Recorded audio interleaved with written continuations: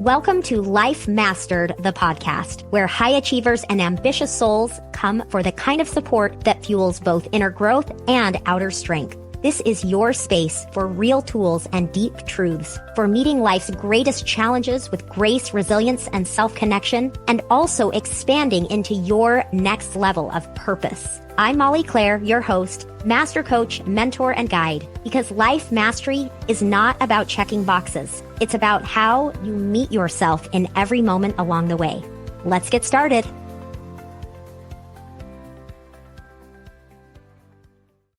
Hey everyone, before we dive in today, I want to make sure you know that in this series in the podcast, there is a worksheet to go along with every single episode.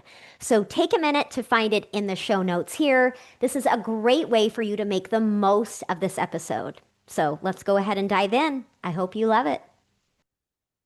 Welcome everyone to this week's podcast. This is part 2 of 6, where I am teaching you about the life mastery method, what it means to really cultivate change within you.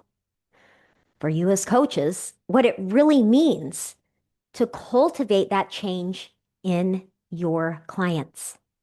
This is what this series is all about. I'm sharing with you my methodology. I'm sharing with you the way I teach these concepts in Master Coach training and the way I work with my clients. And as we dive in today, as we focus on mind mastery, I want you to really take in what strikes you as different today. I know that many of you have heard a lot about mindset. How do we shift our thinking? How do we work with our thoughts? How do we shift beliefs? And today specifically, we're talking about interrupting patterns. And I'm going to dive just a little bit into the way I teach mindset, which is likely a little different than how you've heard it in the past. So as you're here, I want you to just notice what stands out to you. What is the thing you will take away today? Now, last week, we talked about, can people really change? Can that person that we keep seeing doing the same thing over and over again, is it possible for them to change? Can you change when you see yourself doing the same thing over and over again, in the same relationship pattern, in the same food pattern, in the same cycle of not reaching your goals? Is it possible for you to change? The answer is yes. The answer is yes. And today, as we go to part 2 about mind mastery, we're focusing specifically on interrupting patterns, doing things differently. Okay? Because if we think about it, if you want something different, you need to do something different. You need to think something different. You need to feel something different. We need to be different. And, you know, some of us have heard this idea, right? That the definition of insanity is doing the same thing over and over again and expecting a different result. And we can all kind of laugh about that. And it's really true.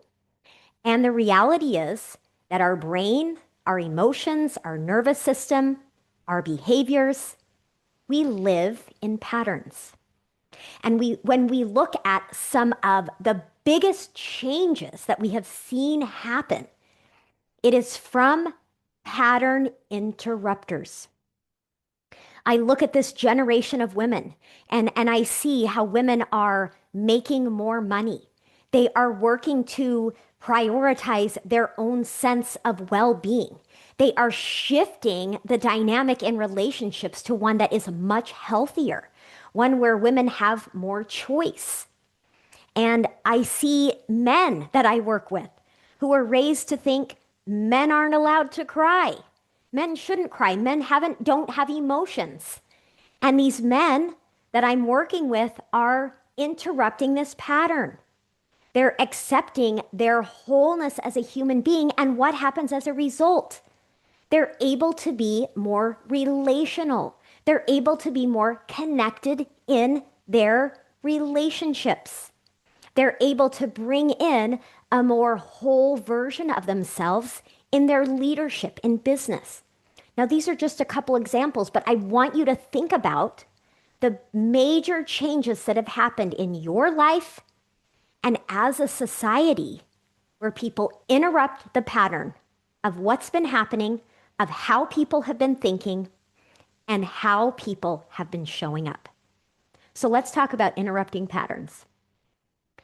When it comes to mind mastery, this is one of my favorite ways to understand the power of our mind.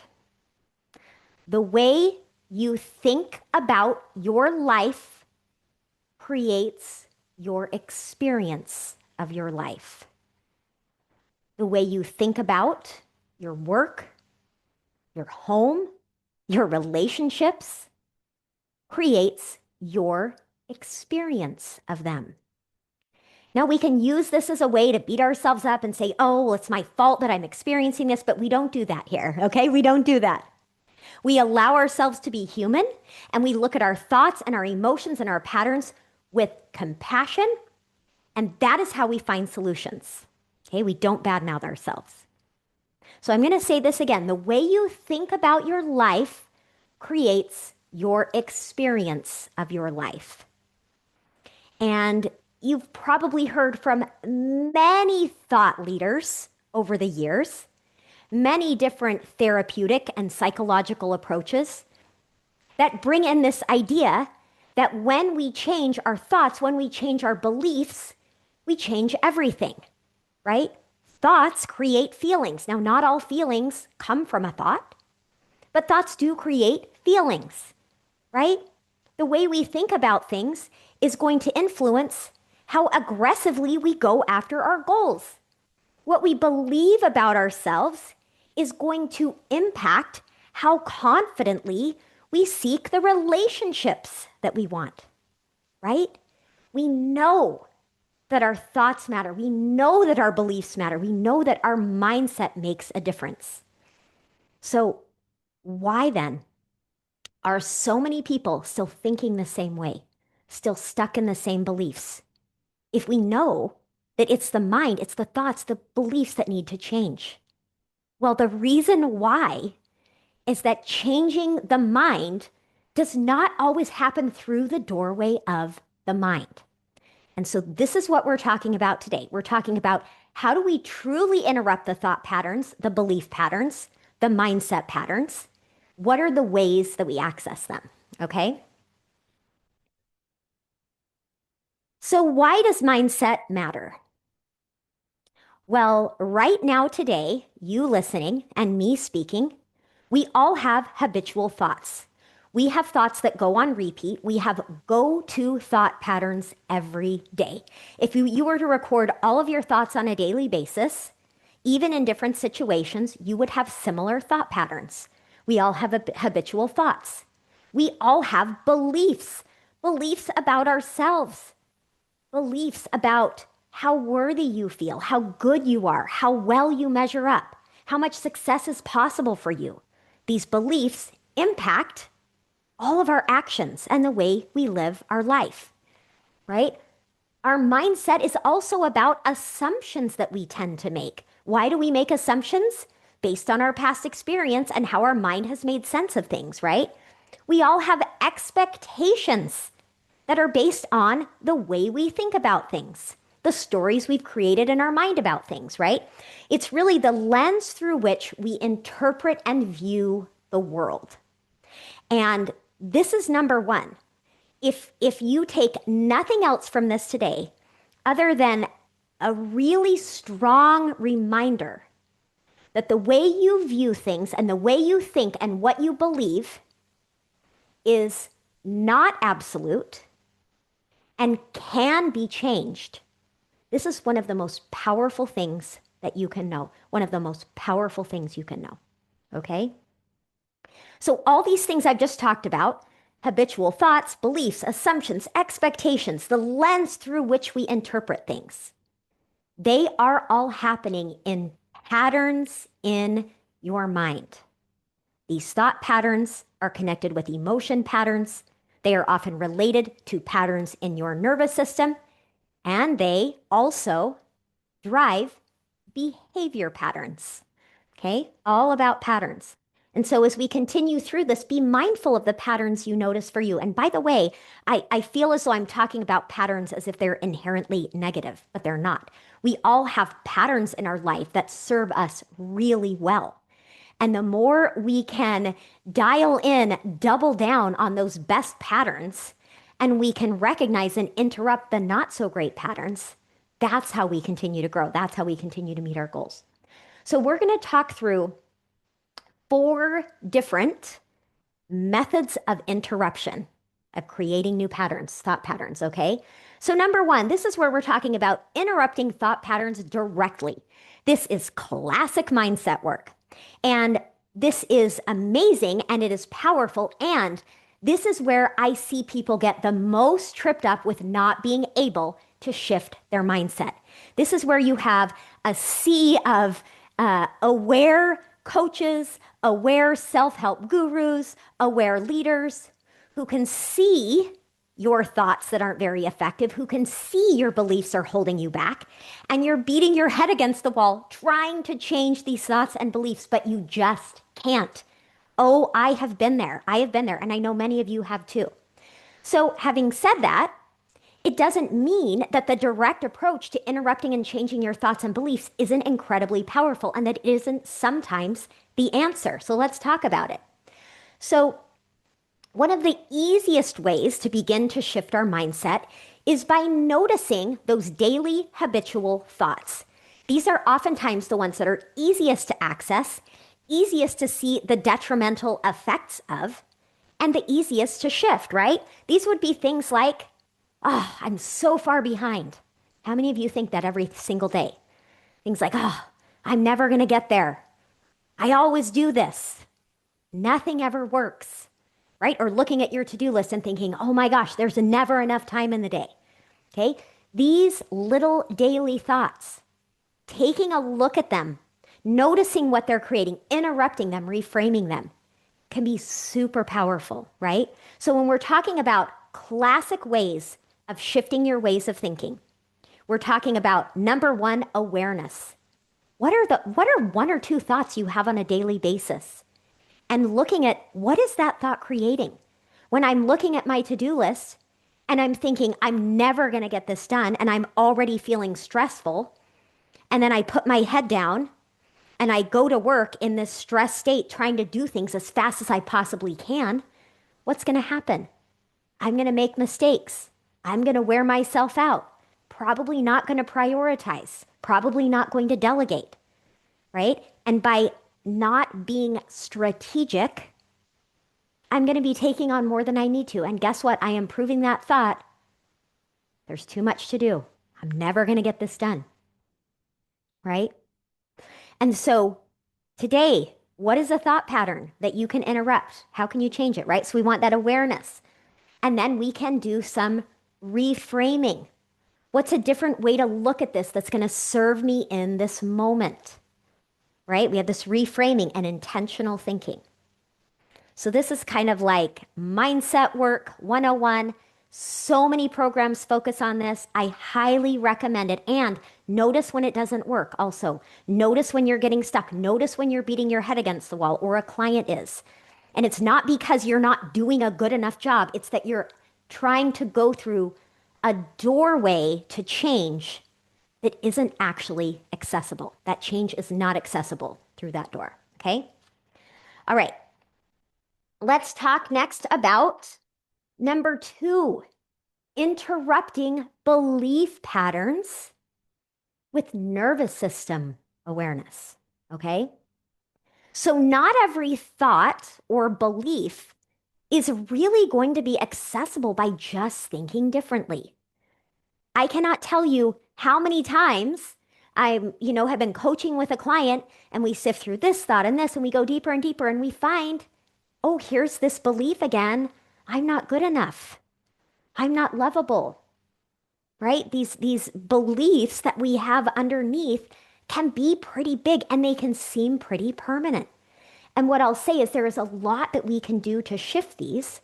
But when we have some of these beliefs around our worth and around our capability, they're often not available by directly looking at the thoughts and changing them. We can change a thought for a while, but ultimately this big belief, this big feeling, this big pattern underneath, this emotion pattern, this belief pattern is going to be there.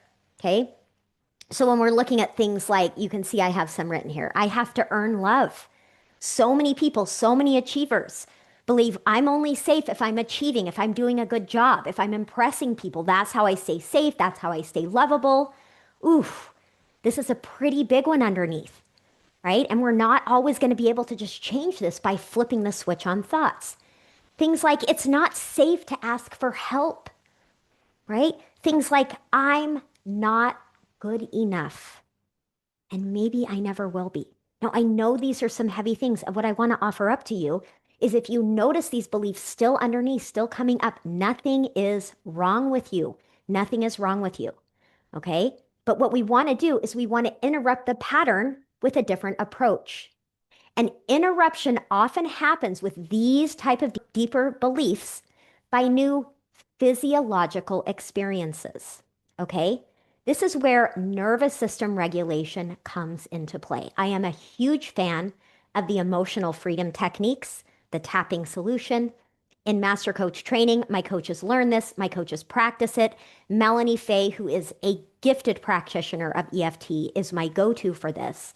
And this is where, when we are bringing in this nervous system regulation and this reset, and we are able to talk through some of these beliefs and process those emotions, that's oftentimes how they shift. Now, I'm going to be talking more about this in the coming episodes, but the reason I want to talk about it here is that it is not necessary for you to continue in a pattern of frustration because you can't access these deeper beliefs by talking through them and by changing your mindset, okay? Also, having repeated experiences that teach the brain something new. What does this look like? It looks like some regulation and creating some safety and being willing to ask for help, have a positive experience, right? This reinforces maybe it's safe to ask for help. Maybe I don't have to be perfect to be loved, right? And so these are a couple examples of how we can shift these deeper beliefs. And so is it a belief shift? Absolutely. Would we say that beliefs and thoughts are mindset? Absolutely. But it doesn't mean we're directly accessing it by looking at thoughts directly, right? So sometimes changing the mind just does not happen through the doorway of the mind. That is like the big, big takeaway from all of this. Let's talk about number 3. This is probably my favorite one. Interrupting emotional avoidance. Okay? So sometimes you may think the problem is my thinking. I'm feeling anxious. I'm having anxious thoughts. So I need to fix my thinking. I'm feeling sad. I'm feeling down. I'm feeling frustrated. I need to think positively.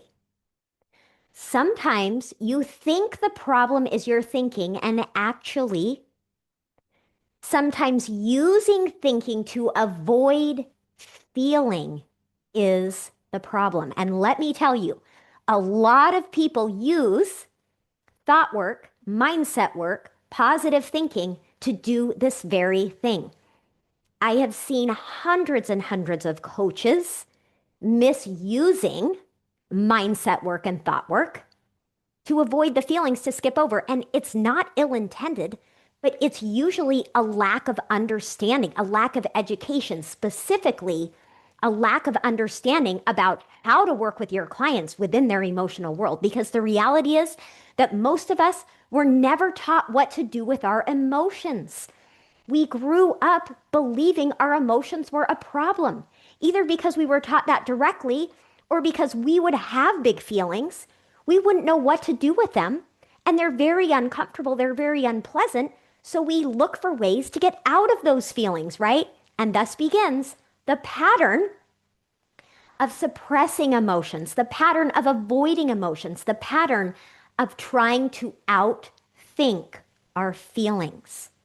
Now, this is not to say that there is not power in shifting the way we think, and that can shift the way we feel.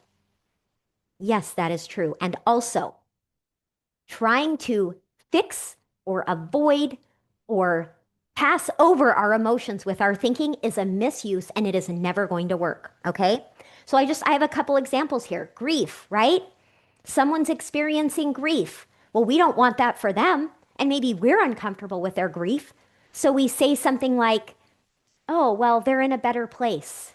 Okay? This is a way that I'm offering up to someone who actually needs space for grief, help with grief. I'm offering up a way that I think they should think differently so that they won't feel what they're feeling and I won't have to feel what I'm feeling about them, right? Or even a person in the middle of grief or loss. And here's what I'll say. I'm talking about, I use this example of grief as if someone has just lost someone they love in their life. But here's the thing. Grief exists for us pretty much every day to some degree. Grief is any time we thought we were going to have something, we hoped for something, we wanted something, and we don't get that thing. There is a grief in that. There is a grief, there is a loss in not having what we wanted, not having what we had, not having what we hoped. And in fact, one of the biggest, probably one of the most common things that I support my clients through when they're building their business is processing the grief and loss of the many endeavors that did not work out. And I will tell you that not understanding this is the reason a lot of people quit. They quit going after their dream.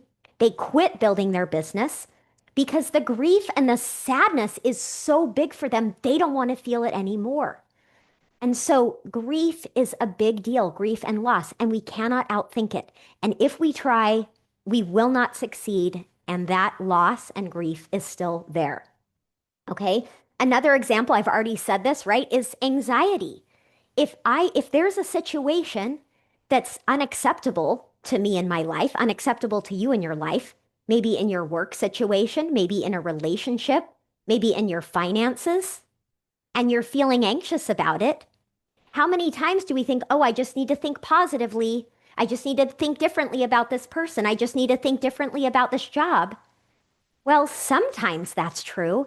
And sometimes that's simply avoiding looking at what's real, looking at what's true, and the feelings that would come along with this. So if you are using thinking to avoid your feelings and to turn a blind eye to what needs to be looked at in your life or inside, we need to interrupt that pattern, okay? And so, because truly using thinking in this way creates even more avoidance, okay? So what do we do about this? This interruption is not about changing thoughts. It is not about changing thoughts. We interrupt the pattern of avoiding emotion. Okay, and we're going to talk more about this next week is all about emotion, so I'm just highlighting this. What if instead, when it comes to avoiding that situation that we don't want to look at or deal with, we lean in? What if we learn how to feel and to process? As a coach, what if you learn how to feel and process and also support your client in feeling and processing? Because sometimes, especially if your client is stuck, the only way to help your client to move forward is to pause and be with the feeling. Okay? So we lean in, we feel and process, we learn from it. What is this? What is the message in this feeling? Why am I feeling what I am? What's here? What am I seeing that's raising a red flag to me? Right? And also, this is how we connect with the emotional self, which if we back up here, we're talking about the life mastery method. Okay? Life mastery is not about checking boxes or just hitting the goal or just succeeding or just changing so we can finally be happy with ourselves. It's talking about living a whole, full life where you're really living, where you're really alive, where you're connecting with the people in your life, where you're fulfilling a mission of purpose, and where you're having the kind of joy and peace in your life that you really want. And this is not going to be possible unless we connect with the emotional self. And most people have never learned to do this. I was halfway through my coaching career doing all kinds of high level coaching before I got this. And it is the thing. It is the thing that is missing in the coaching world, in my opinion. And I want to bring that to an end. So there's my soapbox. All right.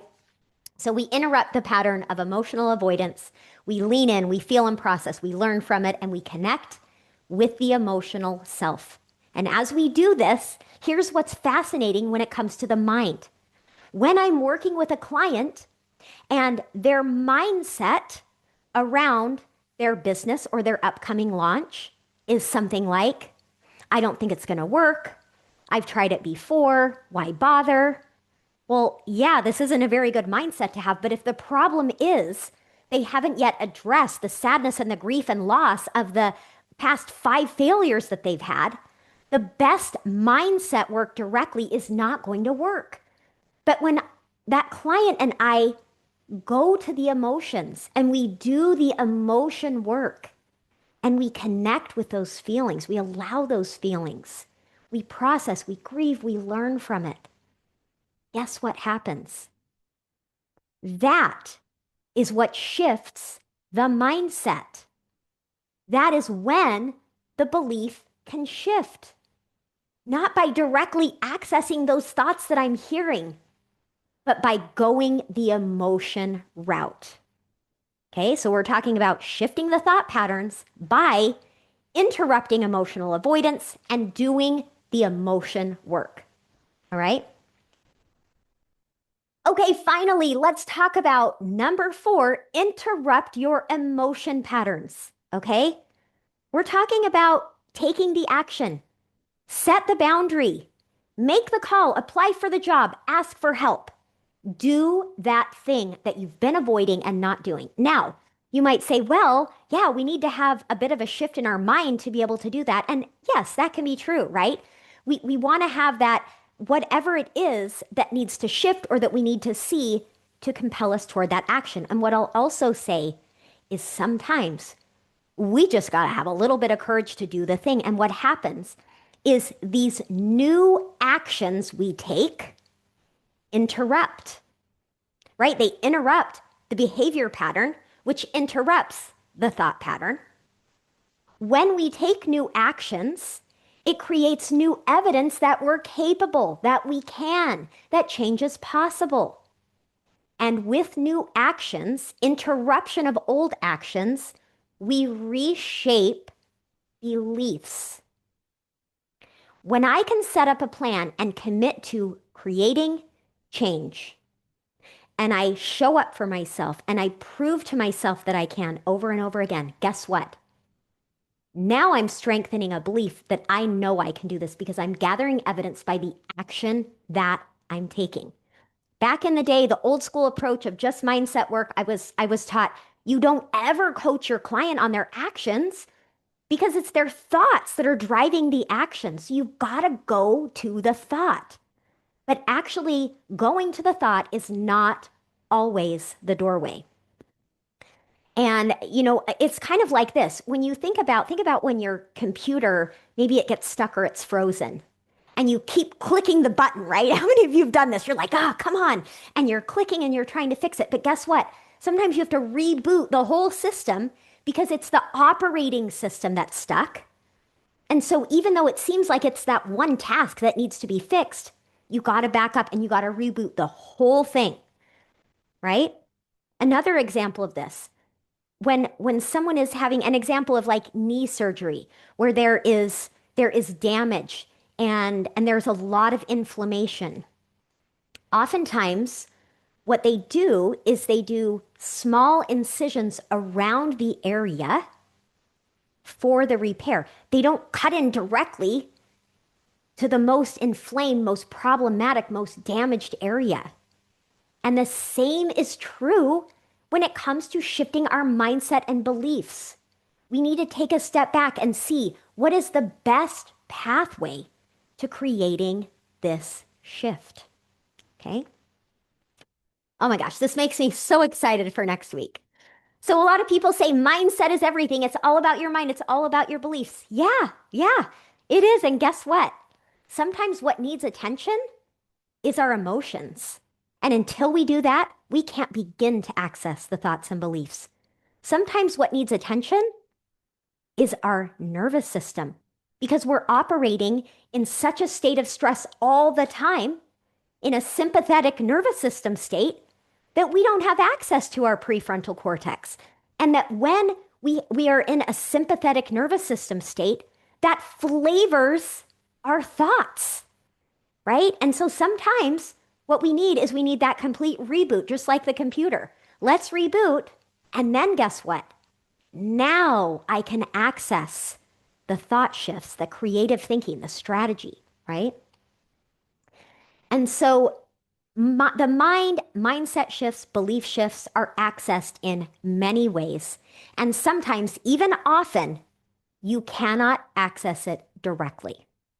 So I hope you have loved today as much as I have loved sharing it with you. I am thrilled to talk next week about emotions, about your emotional world, about your emotional needs, and what it means in terms of that greater experience of life that we're all craving. Greater peace, greater alignment, greater sense of being alive, knowing who you are, knowing your worth, and all of the changes in your life that is going to drive. So I cannot wait to see you next week. Take this all in. Make sure you use the worksheet that goes along with this session. And I cannot wait to talk with you next week. See you then.